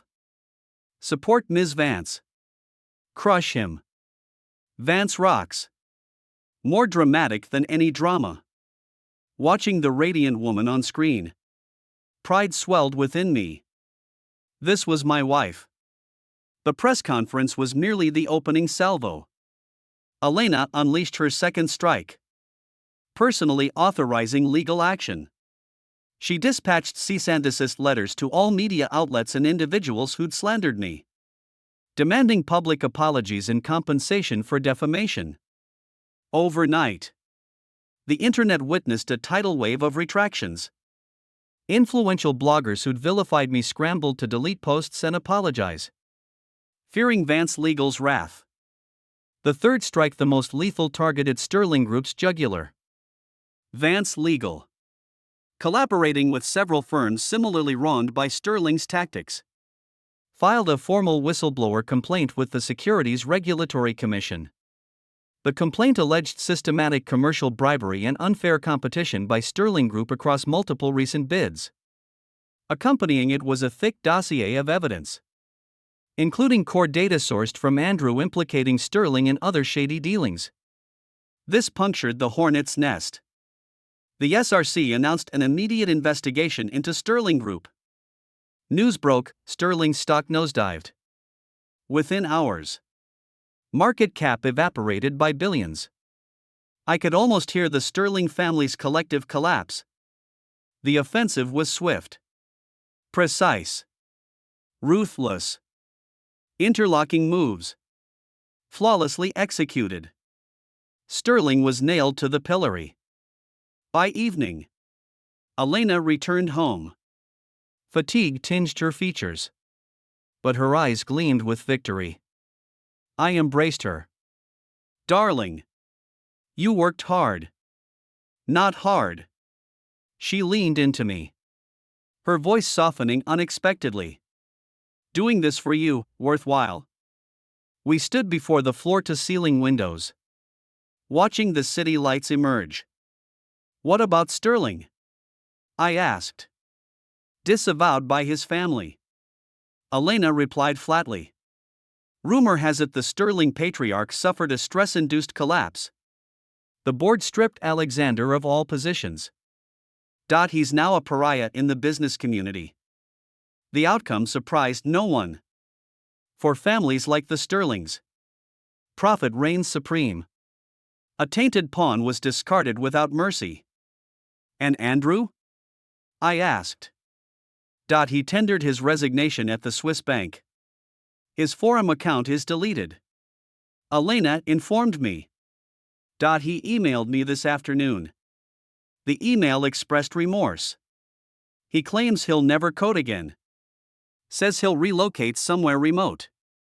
Open a small pen shop. Says it was his original dream. I sighed. Everyone pays the price for their choices. Night deepened. The landline rang. Elena answered. Hello. Mom. Listening. A smile bloomed on her face. Good. We'll come over tomorrow. Hanging up. She turned to me, eyes shining. Mom says she's prepared a new red envelope for you. She welcomes you officially into the Vance family. The next day, I was formally reinstated, returning to Vance Group's headquarters. The atmosphere had shifted palpably. Gone was the contempt and suspicion, replaced by awe, curiosity, even ingratiation. Zhao from marketing, spotting me from afar, rushed forward. Obsequious smile plastered on. Assistant Thorne. You're back. You wouldn't believe how we missed you these past days. Reaching for my briefcase. He used false camaraderie. I sidestepped, meeting his gaze coolly. Director Zhao. Too kind. My indifference froze his smile, though he quickly recovered. Deserved. Deserved. Past misunderstandings, my error. Allow me to offer a toast in apology. I ignored him, heading for the elevator.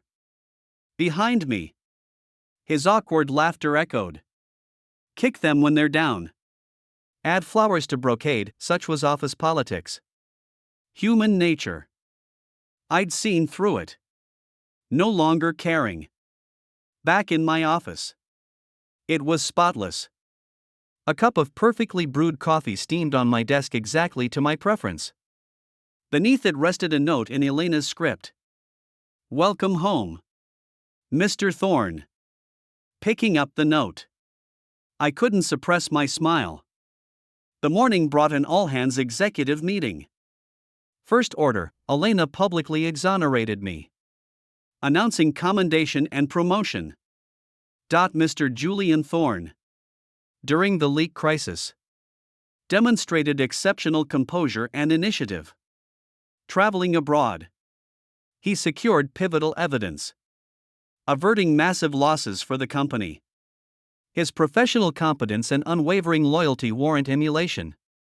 She paused, declaring my new appointment effective immediately. The board appoints Mr. Julian Thorne as Chief Strategy Officer, CSO, overseeing all strategic planning and development for Vance Group. Chief Strategy Officer within Vance Group, second only to the CEO and COO. Literally. Beneath one. Above 10,000. Gasps rippled through the room. All eyes turned to me in disbelief. From special assistant to CSO in a single night. A corporate Cinderella story. I stood, facing the assembly, acknowledging Elena and the board with a measured bow. Thank you, Ms. Vance. Thank you, esteemed board members. I shall endeavor to fulfill my duties with honor. Post-meeting, Elena summoned me to her office. Well, Mr. Chief Strategist? Satisfied with the new post? She teased. Ms. Vance. I replied deadpan. Such an arrangement may invite dissent. Let them dissent. She waved dismissively. You've earned it. Competence? Check. Loyalty? Proven. Most importantly, she approached, rising on tiptoes to murmur in my ear. I refused to let my husband remain my assistant. Her breath tickled my earlobe. Hot and tantalizing. My pulse skipped. Then, at work. Do I call you Ms. Vance? Or wife? I asked wickedly. What do you think? She shot me a look, a blush staining her cheeks. Afternoon saw me installed in my new office adjacent to Elena's. A concealed interconnecting door joined the two. Settling into the supple leather chair, gazing out at the expansive view, a surreal sensation lingered. Days had transformed my world utterly. From reviled traitor to the group's youngest power broker. All thanks to the woman named Elena Vance. She'd given me rebirth. That evening, we honored the Vance family invitation. The Vance estate, a sprawling Chinese-style villa in the city's most exclusive enclave. Pavilions, rockeries, bridges over flowing water. Understated opulence. Mr. and Mrs. Vance awaited us at the entrance. Seeing me, Mr. Vance, an erudite-looking man, stepped forward, clapping my shoulder. Julian, welcome home.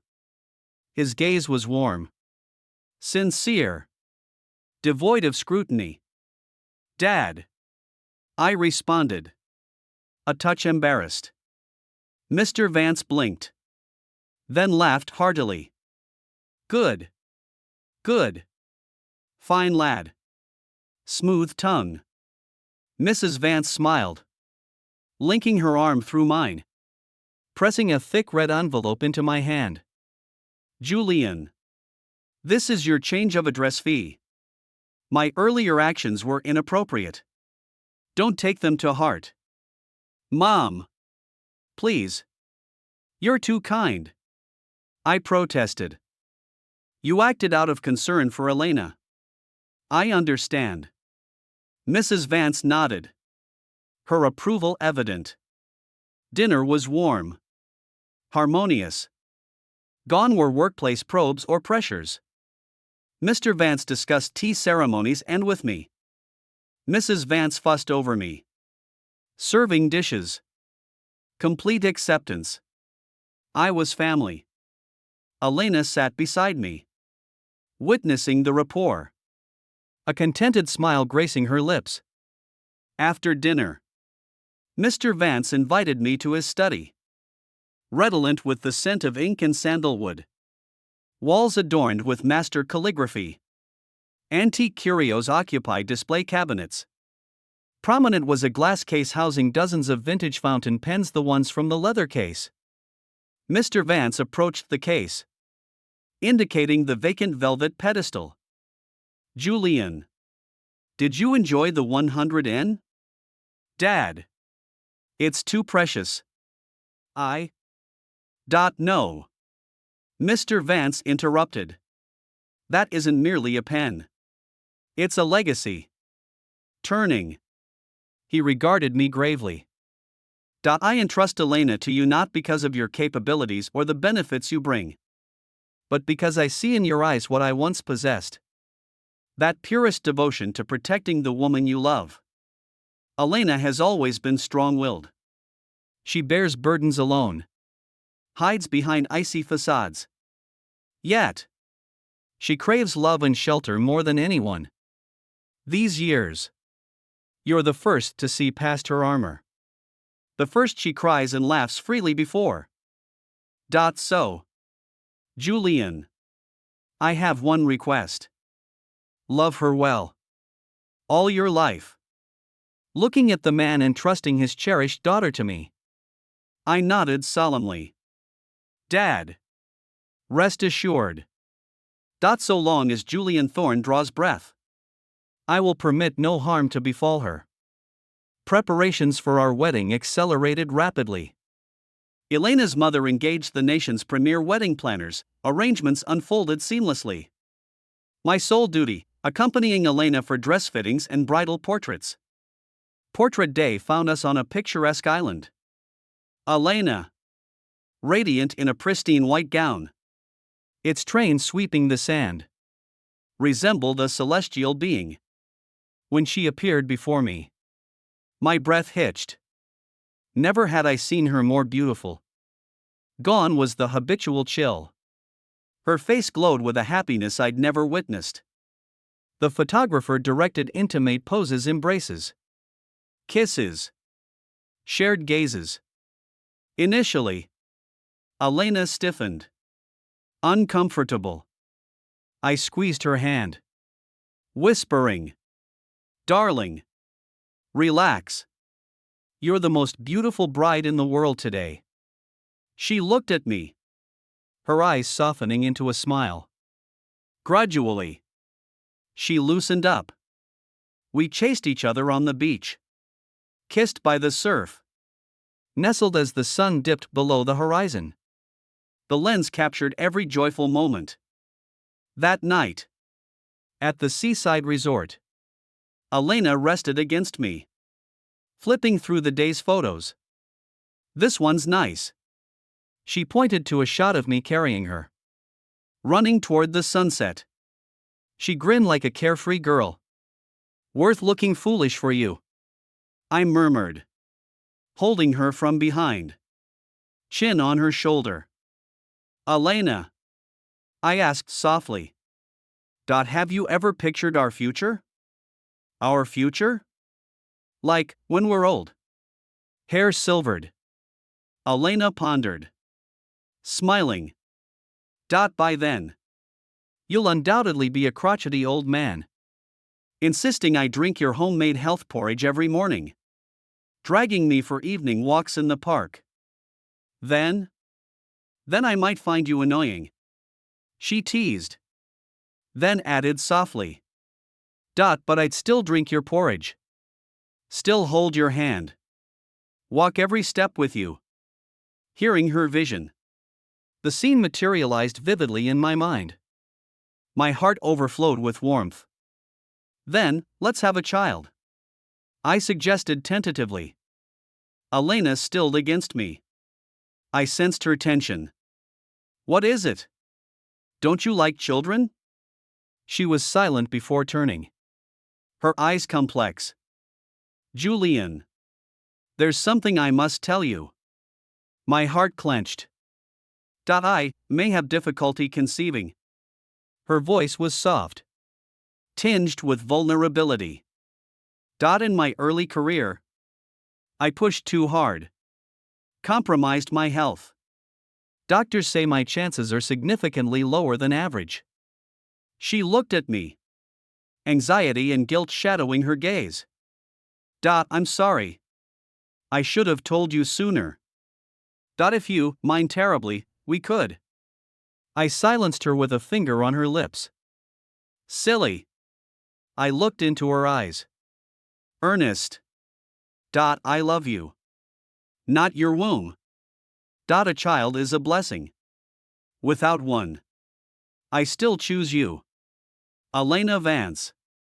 And only you. Nothing and no one surpasses you in importance. Tears welled in Elena's eyes. She said nothing. Only hugging me fiercely.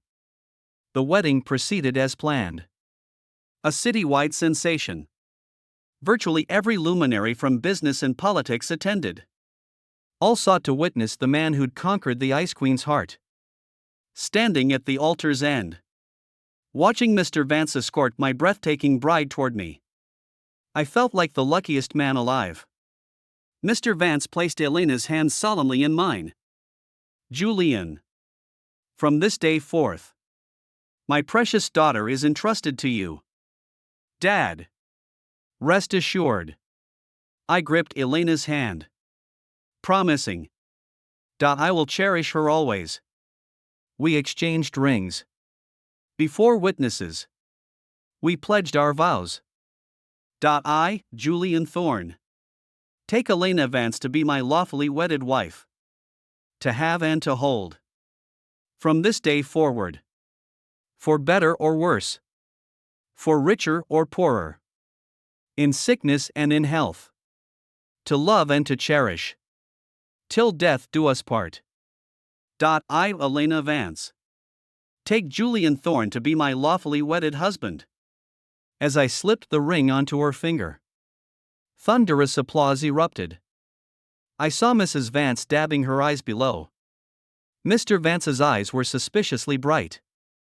Lifting Elena's veil, beholding my radiant bride, I lowered my head and kissed her. The world's clamor faded away. My universe contained only her. Married life settled into peaceful bliss. We were an ordinary couple. Breakfast together. Commuting together. Evenings home. Cooking together. Weekends visiting parents. Or simply lounging on the sofa. Binge-watching films.